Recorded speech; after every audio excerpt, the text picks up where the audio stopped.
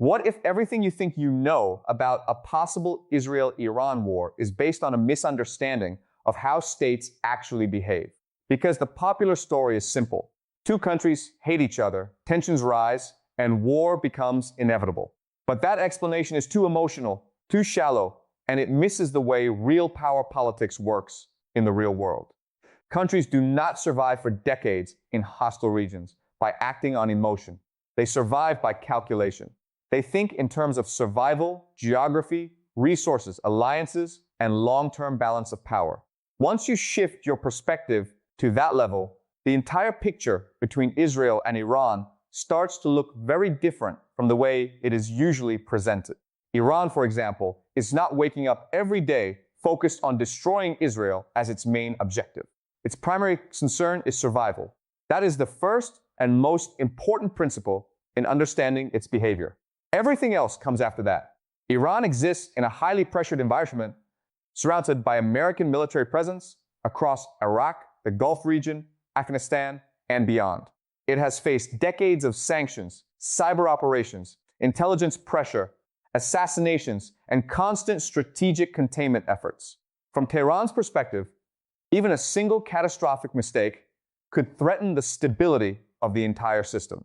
That creates a leadership mindset that is not reckless, but highly cautious and survival-oriented. So when people describe Iran as irrational, they often miss the fact that long-term survival under pressure requires a very specific kind of strategic discipline. The same logic applies to Israel, but in a different direction. Israel is also not acting irrationally. From its point of view, Iran is not just another regional state. It is a potential future power center that could, if fully developed with nuclear capability and advanced industry, significantly shift the balance of power in the Middle East. That possibility is viewed as a direct strategic challenge. So Israel's objective is not simply destruction. It is more about containment, delay, pressure, and maintaining a favorable balance of power over time. The goal is to ensure that Iran does not reach a level of capability that fundamentally changes regional security dynamics. Once you understand both sides in this way, the conflict stops looking like a simple emotional confrontation. Instead, it becomes a long-term struggle over regional stability and influence. It becomes about shaping the environment so that neither side feels strategically cornered or overtaken. And this is where the narrative shifts beyond religion or ideology. People often reduce the Middle East to ancient religious conflict or civilizational hatred. But in reality, geopolitics is mostly about power systems underneath the surface of ideology. Religion and identity matter, but they are often used as frameworks through which deeper strategic interests are organized and justified. If you remove emotion from the equation for a moment, you can see something more important. Both Israel and Iran believe they are acting in self-defense. Both believe they are responding to threats that could affect their long-term survival. And once both sides see themselves this way, escalation becomes a structural risk, not just an emotional reaction. At the center of this system is another critical actor, the United States. Without America, the regional balance changes completely. Israel's military strength, intelligence capability, and diplomatic positioning are deeply tied to American support, technology, and financial backing. Iran understands this very clearly. From its perspective, Israel is not operating alone. It is part of a broader strategic framework linked to American power projection in the region. That understanding shapes how Iran interprets every move, every alliance, and every escalation. And once you see that layer, the conflict is no longer just about two countries. It becomes about the architecture of the entire Middle East, and who ultimately gets to define its long-term structure and balance of influence. That is where the deeper strategic story truly begins, because every major regional actor is now adjusting to a shifting global environment that is becoming less predictable with every passing year. Once you understand that this conflict is not just about emotion or ideology, the next layer becomes even more important. Because the real question is not simply what Israel and Iran want from each other, but how the entire regional structure is being shaped by other major actors who sit around them. especially the Gulf states and the United States. Countries like Saudi Arabia, the UAE, and Qatar are not passive observers in this system. They are central players in how the Middle East is evolving. Each of them is building a different model of what the future of the region could look like. And those models matter far beyond their borders. Among them, the UAE stands out in a very specific way. From Iran's perspective, the UAE represents more than just a neighboring state. It represents a successful alternative vision of what a modern Muslim society can become when it integrates deeply with global markets, technology, finance, and infrastructure. The UAE is heavily focused on diversification, trade, tourism, artificial intelligence, and global investment networks. It is positioning itself as a hub that connects East and West while maintaining internal stability and strong economic growth. This model is attractive to many outside observers, but from Iran's perspective, it carries a deeper strategic meaning because it demonstrates that there is another path for regional societies, one that does not follow Iran's revolutionary or resistance-based model. It shows that integration into the global system is possible without adopting the same ideological framework. And that creates a subtle but powerful form of competition that is not military but civilizational. Iran can more easily frame Israel as an external or foreign presence. But Gulf states are different. They share cultural and religious proximity, yet they are pursuing a very different development path. That makes them more complicated strategically because they challenge influence not through force, but through example. This is where ideological competition becomes more sensitive. When rival models come from within the same broader cultural space, the psychological impact is often stronger. It is not just about politics anymore. It becomes about legitimacy, identity, and the question of which future is more desirable. From Iran's perspective, this creates a long-term strategic concern. If neighboring states successfully modernize, attract investment, and stabilize their economies while maintaining regional alliances with the West, then Iran's alternative model risks losing influence across the broader region. That is why influence networks become so important in this context. Iran does not rely solely on conventional military strength. Instead, it builds strategic depth through partnerships and proxy relationships across Lebanon, Syria, Iraq, and Yemen. These connections are not random. They are part of a broader strategy of maintaining regional leverage. The logic is simple. If you cannot dominate your environment through direct conventional superiority, you create influence in multiple directions so that any opposing coalition faces complexity, fragmentation, and higher costs when trying to contain you. This is a well-established principle in geopolitics. Weaker states often rely on asymmetric strategies to balance stronger rivals. And Israel understands this logic as well, which is why its approach is also highly targeted rather than purely conventional. Israel's strategy often focuses on disrupting supply chains, targeting key military commanders, limiting missile development, and weakening infrastructure related to long-term military capability. The objective is not immediate victory, but gradual reduction of threat capacity over time. This creates a situation where both sides are engaged in long-term pressure strategies rather than direct open warfare. Each action is calculated, limited, and designed to avoid triggering uncontrollable escalation, even while increasing pressure on the other side. But modern conflict itself has changed in ways that make this environment even more complex. Traditional warfare used to be defined by large-scale invasions, clear battlefronts, and territorial occupation. Today, the reality is far more fragmented and layered. Modern power can be applied through economic pressure, cyber operations, information warfare, financial restrictions, energy disruption, and technological interference. A country does not need to be physically occupied in order to experience severe strategic pressure.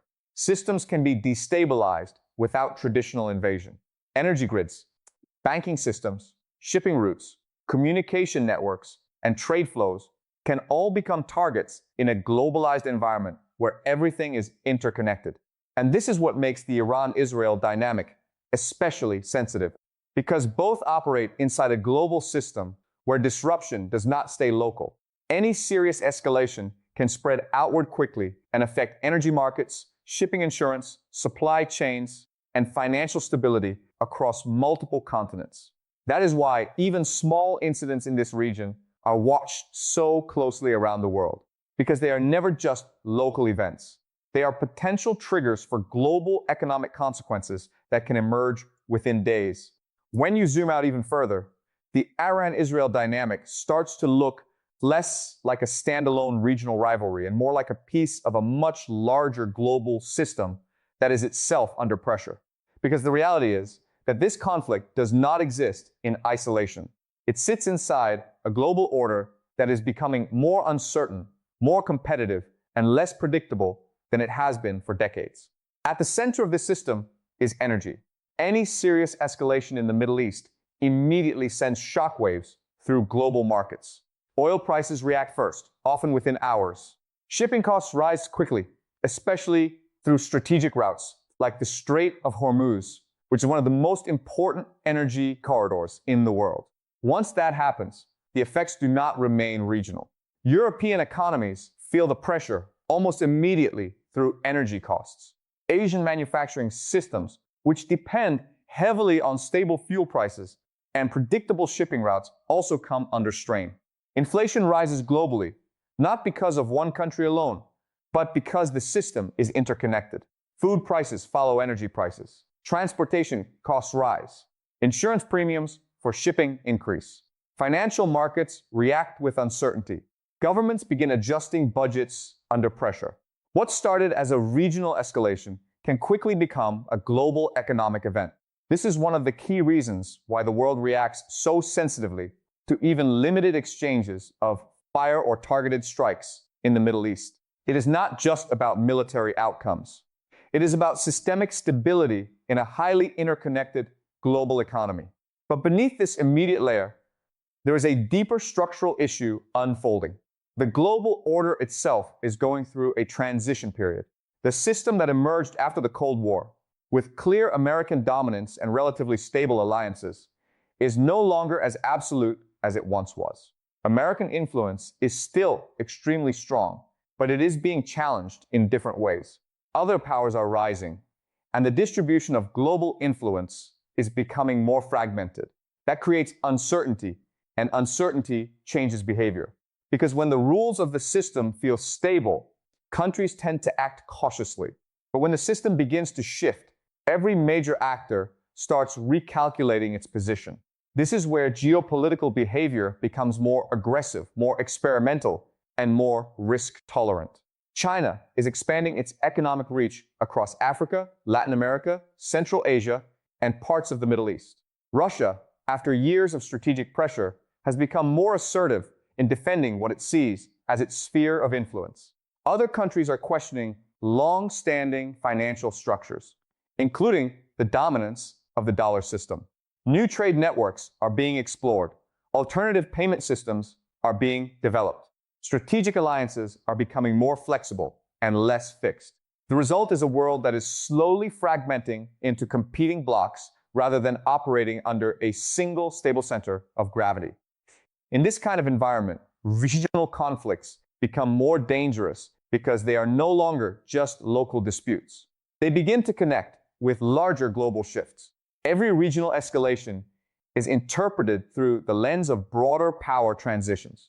This is where history becomes important, because what feels like a stable global order today was not created naturally or instantly. It was built over centuries through war, industrial expansion, colonial systems, financial restructuring, and global trade integration. The British Empire played a major role in shaping early global economic structures, extracting resources and reorganizing economies across regions like India, Africa, and China. Over time, much of that global financial and industrial power gradually shifted toward the United States. This transition did not happen by accident. Capital flows toward power. Stability, industrial growth, and strategic geography all played a role in shaping where global influence concentrated. After World War II, the United States emerged as the central anchor of the global financial system. The dollar became the dominant reserve currency. American naval power secured major trade routes. Global financial institutions became deeply connected to U.S. banking systems. Military alliances expanded across Europe, Asia, and the Middle East, creating a structured international order. But over time, even dominant systems develop internal pressures. Wealth concentration increases. Inequality grows. Political factions become more divided. Domestic populations start feeling disconnected from the institutions that govern them. As internal divisions deepen, long-term strategic focus becomes harder to maintain. Political systems begin prioritizing internal conflict over external stability. This creates a slow erosion of cohesion within powerful states. When that happens, other countries begin to sense opportunity. They adjust their strategies accordingly, not necessarily because the dominant power has collapsed, but because it appears less predictable and less unified than before. And this shift is exactly what makes the current global environment so sensitive, because it is not a moment of stability. It is a moment of transition, and transitions are where geopolitical risk tends to increase significantly. When a global system enters a transition phase, the behavior of every major power begins to change at the same time, even if they are not directly coordinating with each other. That is because uncertainty itself becomes the driving force. Countries no longer rely only on what is happening today, but on what they believe the future structure of power will look like. In this environment, the internal stability of major powers becomes just as important as their external influence. Political systems that were once relatively stable start to experience deeper polarization. In the United States, for example, politics increasingly feels like a high-stakes struggle where each election is treated as a defining moment for the country's identity and direction. When internal divisions intensify like this, it becomes harder for any state to maintain long-term strategic consistency. Governments begin focusing more on domestic political survival than on global coordination. That shift has consequences because global systems rely heavily on predictable leadership from dominant powers. As internal cohesion weakens, even slightly, other actors begin to adjust their behavior. This is not necessarily because the dominant power disappears, but because its level of predictability changes. And in geopolitics, predictability is often just as important as strength. This is where countries like Iran, Russia, and China start recalculating their strategies. They do not necessarily assume collapse, but they do begin to explore opportunities that emerge when the system feels less tightly controlled. Smaller and middle powers also become more independent in their decision-making, testing boundaries that might have previously been more clearly enforced. This creates a cascading effect.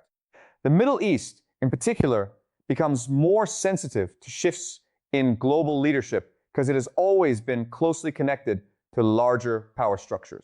When the global center of gravity feels less stable, regional tensions tend to rise in parallel. From Israel's perspective, this kind of environment is especially important. Israel's strategic thinking is deeply shaped by the idea of maintaining regional superiority over time. That means it cannot only focus on current threats. It must also consider how the balance of power may shift over the next 2 or 3 decades. Demographics, technology, military capability, alliances, and economic integration all become part of that calculation. Israel's concern is not just immediate security, but long-term strategic positioning in a region that is constantly evolving. Iran, on the other hand, approaches the same environment through a different logic. It invests heavily in systems that are designed to create deterrence, rather than direct conventional superiority. Missile development, drone technology, cyber capabilities, underground infrastructure, and proxy networks all serve a single strategic purpose: increasing the cost of external pressure. This is not about conquest in the traditional sense. It is about ensuring that any potential adversary faces significant risk if it attempts escalation. In other words, it is about making direct confrontation less attractive by raising its potential cost. Nuclear capability becomes part of this broader psychological framework. Even when not used, Nuclear weapons change the entire structure of decision-making. They are less about battlefield application and more about strategic deterrence. Once nuclear weapons enter the equation, every calculation becomes more cautious, more layered, and more uncertain. This is why most major powers avoid crossing that threshold in practice. The moment nuclear weapons are used, the system becomes unpredictable in ways that cannot be fully controlled. Alliances shift, markets react instantly, and political consequences spread globally within hours. Because of this, most modern conflicts remain within controlled escalation patterns. Instead of full-scale war, states rely on limited strikes, cyber operations, targeted assassinations, sanctions, and proxy conflicts. Each side applies pressure, but carefully avoids triggering a full breakdown of the system. However, there is a dangerous assumption built into this behavior. Every actor believes it understands the limits of escalation. Every side believes it can control the intensity of the conflict and stop it before it becomes uncontrollable. Historically, this assumption has often proven incorrect. One of the most well-known examples is the period before the First World War. At that time, Europe was deeply interconnected economically and diplomatically. Trade was expanding, and many believed that large-scale war had become too costly and irrational. Yet when crisis emerged, alliance systems activated in ways that could not be easily reversed. A sequence of decisions, each seen as manageable on its own, eventually led to a full-scale global conflict. The key mistake was not aggression alone, but the belief that escalation could always be controlled. This pattern is important because modern geopolitics contains similar structural risks. When multiple actors believe they are acting defensively, and when each side assumes it can manage escalation, the system becomes vulnerable to miscalculation. In the Iran-Israel context, this creates a particularly sensitive environment. Each action is measured, each response is calculated, but the accumulation of pressure over time can still produce outcomes that no single actor intended or fully predicted. And that is what makes the current situation fundamentally different from a simple regional rivalry. It is embedded inside a global system where small decisions can have disproportionately large consequences once they interact with broader instability. The most important misunderstanding in discussions about Iran and Israel is the assumption that their actions are aimed at total destruction of the other side. In reality, what is happening is far more structured and far more strategic. Both sides are operating within limits, but those limits are constantly being tested by a changing global environment. At the core of this behavior is a shared recognition that the future global order is uncertain. Neither side can fully predict how power will be distributed in 10, 20, or 30 years. Energy systems may shift, technology may redefine military strength, and alliances may evolve in unexpected ways. Artificial intelligence, drone warfare, cyber capabilities, and economic restructuring all add new layers of unpredictability. In such an environment, the main objective becomes positioning. Countries are not only responding to present threats, but also trying to secure leverage for a future that is not yet defined. This is why so much attention is placed on deterrence, influence networks, and long-term capability development. Iran's strategy reflects this logic clearly. It invests in systems designed to make direct confrontation costly and uncertain for any opponent. Rather than relying on traditional military parity, it builds layered deterrence through missiles, drones, cyber operations, underground facilities, and regional partnerships. The idea is not to win a conventional war. It is to ensure that any potential escalation carries a high enough risk that it discourages direct attack. This is often referred to as survival through deterrence, where strength is measured not only by offensive capability, but also by the ability to increase the cost of aggression. Israel's strategy follows a different but equally calculated logic. It focuses on preventing the long-term buildup of threats that could eventually shift the regional balance of power. This involves targeted operations against infrastructure, military leadership, weapons development programs, and logistical networks that could strengthen adversarial capabilities over time. Rather than seeking immediate resolution, This approach aims to slow down or limit the growth of strategic risks. It is a form of continuous pressure management, where the objective is not decisive victory, but long-term containment of emerging threats. This creates a dynamic where both sides are engaged in ongoing, controlled escalation. Each move is measured, each response is calculated, and both sides attempt to stay below the threshold that would trigger uncontrollable consequences. But this system only works as long as all participants agree, implicitly or explicitly, on where the boundaries of escalation actually lie. The problem is that those boundaries are not fixed. They are interpreted differently by different actors, and they can shift over time depending on political pressure, technological change, and external events. Modern warfare makes this even more complex. Unlike traditional conflicts of the past, where war was defined by physical occupation and clear battle lines, today's conflicts operate across multiple domains simultaneously. Economic systems can be targeted through sanctions and trade disruption. Energy infrastructure can be pressured indirectly through regional instability. Cyber systems can be attacked without physical contact. Information networks can be influenced in ways that shape public perception and political stability. Financial systems can be stressed through uncertainty and market reactions. This environment, a country does not need to be physically invaded to experience significant strategic pressure. Instead, pressure can be applied across multiple layers at once, creating instability without traditional war. This is why even limited exchanges between Israel and Iran are watched so closely by global markets and governments. Because in a highly interconnected world, small escalations can quickly produce large secondary effects. Oil markets react almost immediately. Shipping insurance rates adjust. Supply chains shift. Inflation expectations change.